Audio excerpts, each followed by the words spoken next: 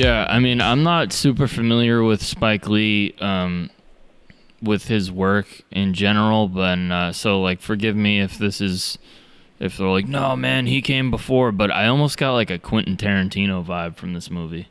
He is before, not by much. So Do the Right Thing, which it wasn't Spike Lee's like first movie, but it was one of his first big movies. Yeah, it was what made him popular. Right? It was 1989. Yes. And then Quentin Tarantino came around about 2 years later, 91, with Reservoir Dogs. Yeah. I just mean I'm not super familiar. Like, if people watch this show, they know that you're the film guy. Like, I'm coming from a music background, but so from my sort of like novice point of view, it was like, oh, it almost gave me like, what's the movie where they kill Nazis?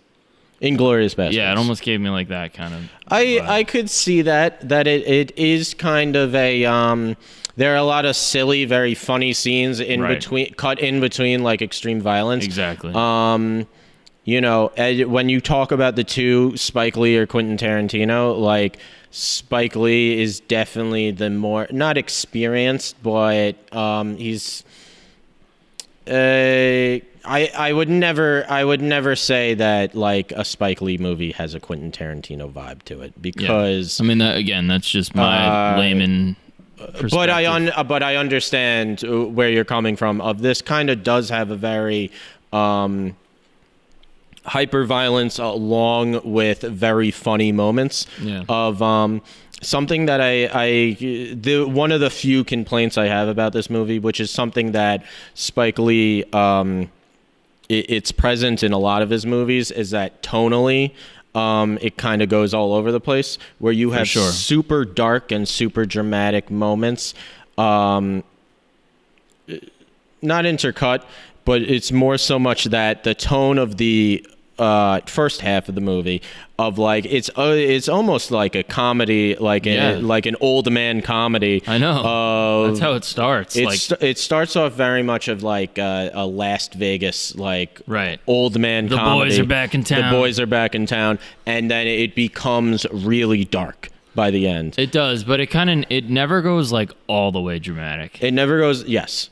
Like, it's always got like one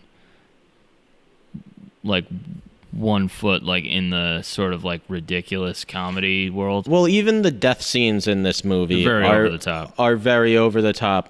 The character, I'm blanking on his name. Never mind. But one of the main characters is blown up by a landmine, and is very over the top and ridiculous. Yes. Even Paul, who's like.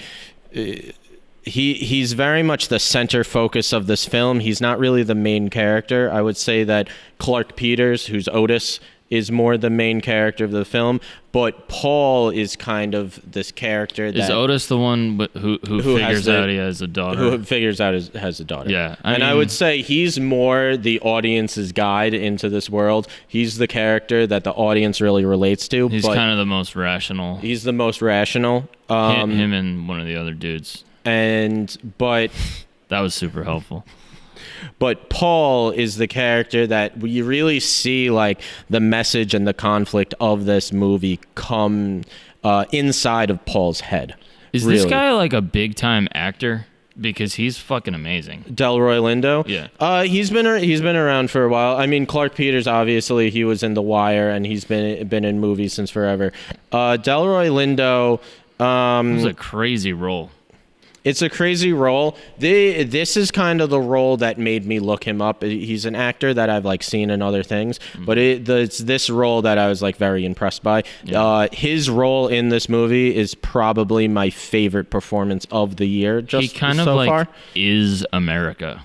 He kind of is America. Like, he's he represents everything. Yes. He represents like the war. Yeah.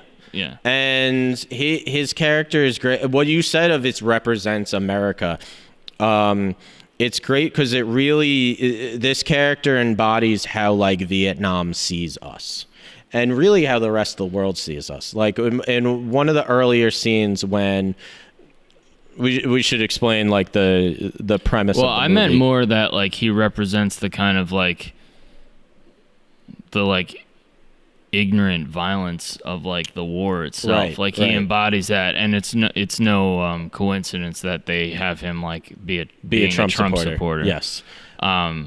But he played it really, really well. I mean, for as much as the movie never quite goes completely dramatic, like he gets you there in terms of well, his last like 2 scenes are just him by himself in the jungle going completely insane. Yeah. And he really does just kind of lose his mind. I should quickly like recap what the movie is about. Yeah, go for it. These 4 black Vietnam vets who in 2020 they go back to Vietnam and they say they're going to find the remains of their squad leader when really they're looking for this stash of gold that was promised to this South Vietnamese village for their help like fighting the North Vietnamese army, but instead they hid it, and that they were going to use it for black liberation here in America.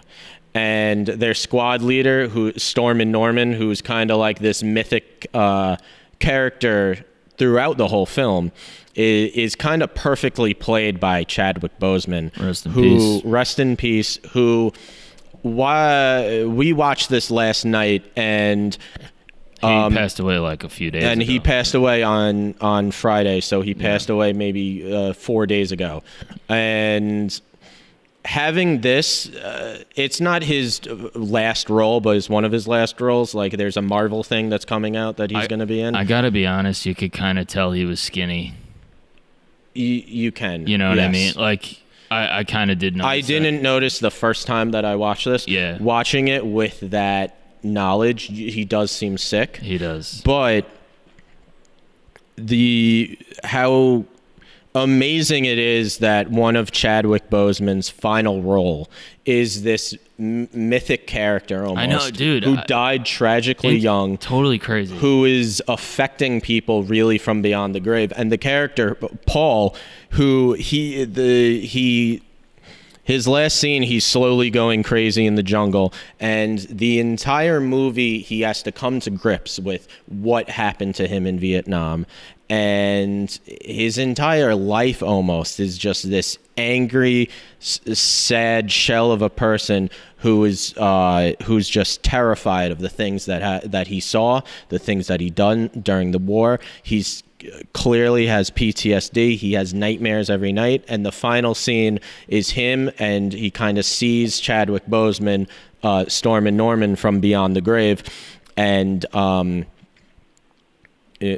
was a little unclear on this. They're kind of saying that he died in like friendly fire? Yes. Paul accidentally killed him. And that kind of explains, never told anybody. Right. So that they kind of reveal why he's kind of Yes, but it's an embodiment of you come home from war and you still have to live with the things that you did over there. Of course. And it's a great final scene of we see Stormin' Norman, Chadwick Boseman, and he just gives Paul a hug and like tells him like it's okay, like you can let go of this anger, and just how amazing of just like he's embodied in his final role as this mythic figure who's almost just morally I don't want to say like above everybody else, but like almost morally uncompromisable. Yeah. Where it's he's like the standard. This just standard of greatness that everybody should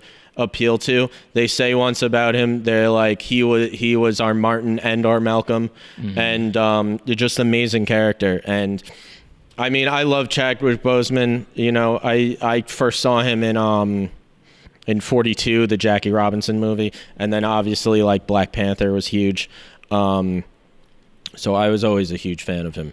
And it's it's amazing, and it's like it's also just so sad. Yeah, it's just fucking terrible. Yeah, it's so weird how, I mean, there's no way like they could have known, but like it's just the idea of having an actor who died tragically young playing this character, an actor who like in his personal life was morally the standard of what people wanted to look up to, who was like always visiting kids in hospitals and stuff, who died tragically young, is playing this character who's like the moral standard, who also died tragically young.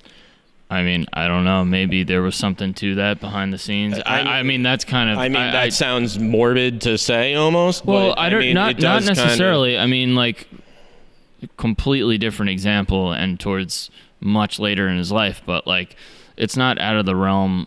We're getting into obviously probably a conspiracy that's not real, but like, not a conspiracy in a bad way. I just mean there's examples like when David Bowie was dying, he was very secretly. People were not aware that he had cancer, and he made an album dealing with his situation. So I'm just saying it's been done in the past. I wonder who knew, like around, like, did Spike Lee know? I have no idea. Apparently, Chadwick Boseman was like very secretive about the fact that he was sick. He got it in 2016. Yeah. And it's crazy that like all these movies, like all the Marvel movies, he did knowing that he had cancer.